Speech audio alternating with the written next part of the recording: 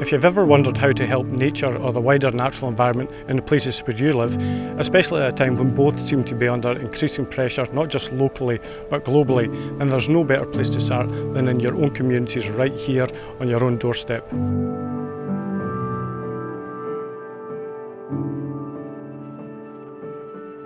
Today we're at Neilsland Earnock Local Nature Reserve, which is one of 17 new local nature reserves recently designated by South Lanarkshire Council, and all of them together are offering a helping hand to nature, but they're also offering us opportunities to positively engage to help habitats and species recover and thrive, and in the process help ourselves to become connected with these green spaces as well.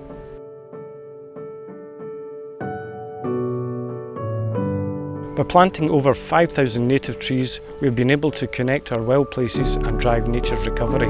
And here at Neilsland and Earnock, it was local community volunteers that planted the trees for the Clyde Climate Forest as part of the Get Outdoors Lanarkshire project.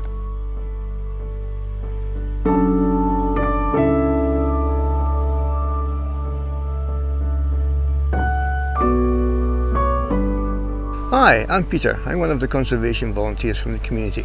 After COVID we needed something to bring us all together, and this little project has brought everyone together.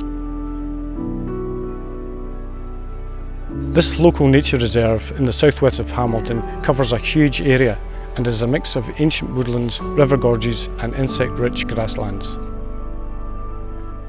It is home to a wealth of plant and animal life, and local people, our very own citizen scientists, are discovering new species all the time in our nature reserves and green spaces, adding to our knowledge of these sites and helping us to manage them better.